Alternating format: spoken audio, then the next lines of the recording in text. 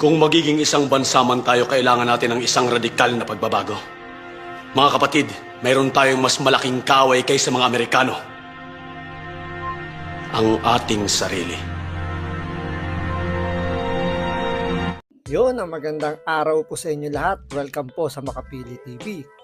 Kung inyong maaalala, nung mga panahon na si Vice President Sara Duterte ay hindi dumadalo sa hearing ng komite ng Good Government and Public Accountability, ang tatapang ng mga congressman na sabihin na natatakot daw si Vice President Sara Duterte na harapin yung mga akusasyon tungkol doon sa paggamit ng confidential funds.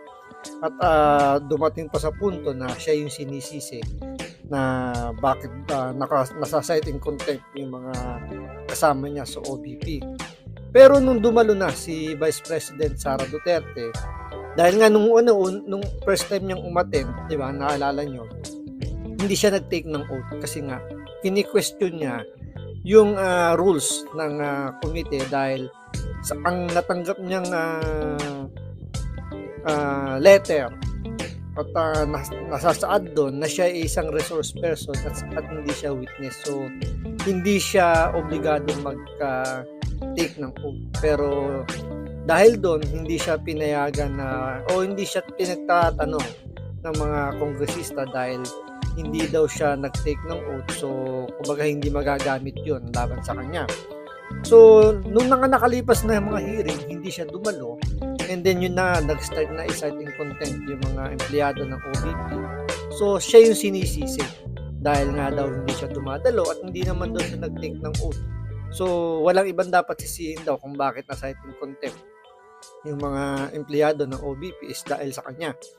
So, umabot sa punto, yung pati yung kanyang chief of staff, sinite in contempt. And then nga, yung nga, after ma-cite in contempt, sinugod sa ospital dahil nga sa trauma, dahil this oras ng gabi, pinlano lang i-transfer from detention cell ng House of Representatives papuntang correctional. So, sumunod na araw po, nagkaroon ng patawag ng meeting ang Committee on Good Government and Public Accountability. Umattend na si Vice President Sara Duterte para magbigay ng suporta sa mga empleyado niya na inimbitahan uli at mukhang nalalapit din or mukhang masasite in contempt. So, ang ginawa ng Vice President Sara Duterte, umattend siya para magbigay ng suporta dahil nga mas komportable daw yung mga empleyado ng OVP kapag nandun siya. So, dahil doon, napilitan si Vice President Sara Duterte na mag-take ng oath.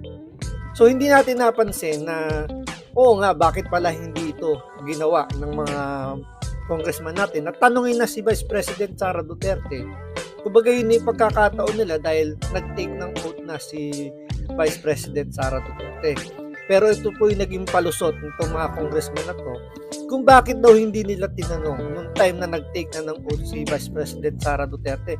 So panoorin po natin ito, pero syempre bago ang lahat, kung hindi ka pa nakasubscribe sa Makapili TV, baka pwede naman pong pakipindot po muna yung subscribe button at the same time palike na rin po ng video, wala naman pong bayad yan, kaya pindot na. So ito, alamin po natin kung ano po yung palusot nitong mga congressman na to nung mga panahon na si Vice President Sara Duterte, I think recently lang yun na nag-take na siya ng oath nung harap siya sa committee ito, pero ni isang congressman walang nagtanong sa kanya. Pero ito, panoorin po natin.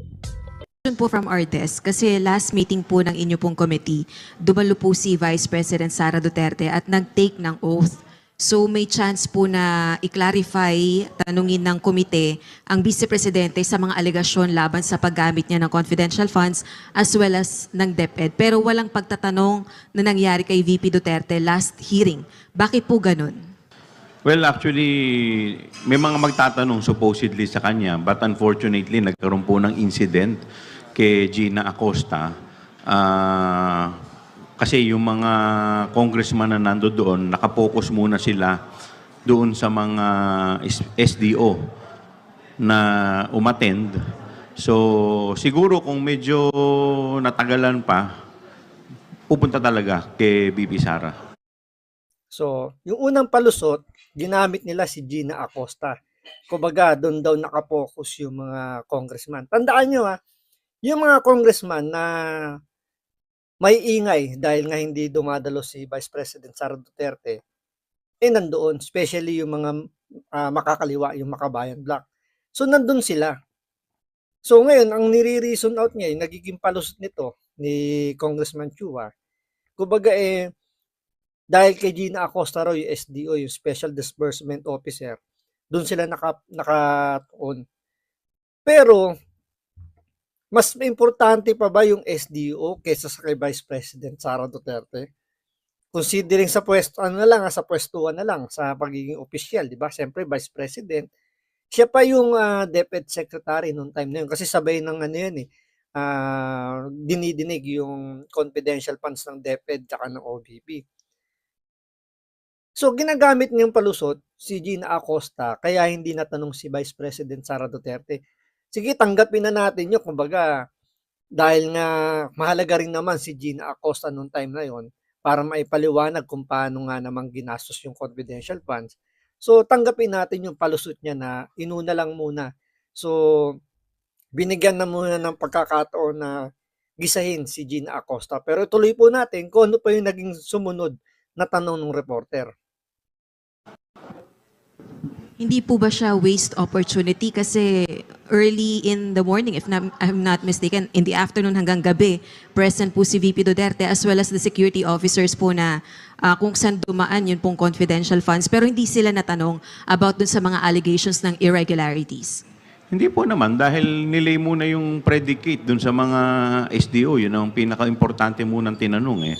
But unfortunately, nagkaroon nga tayo ng emergency situation, kaya po hindi po nakaabot kay VP Sara. Tingnan nyo so doon nila ibinaling kay Gina Acosta. So sabi nga ng reporter, umaga pa lang nandun na si Vice President Sara Duterte. Kaya nga waste of opportunity.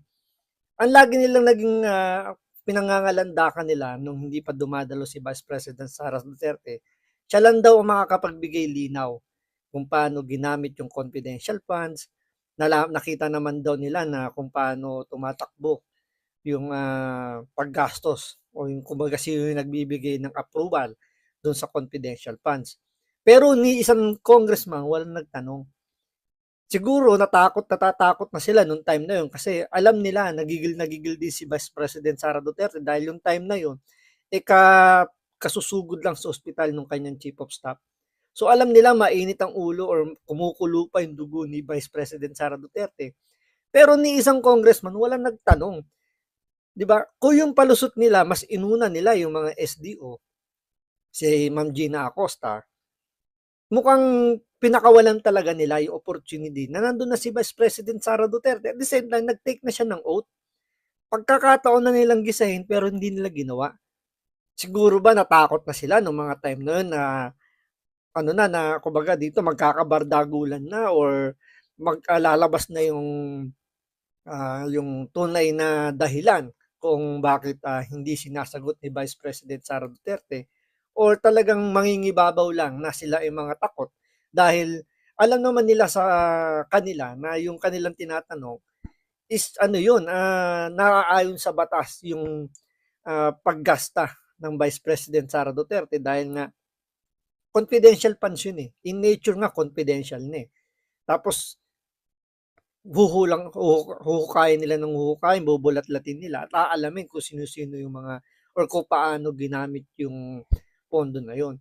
So dito na nagpapatunay lang na talagang hindi naman talaga si Vice President Sara Duterte na personal na umatin dyan. Yung pinaka-focus nila or yung pinaka main agenda nila.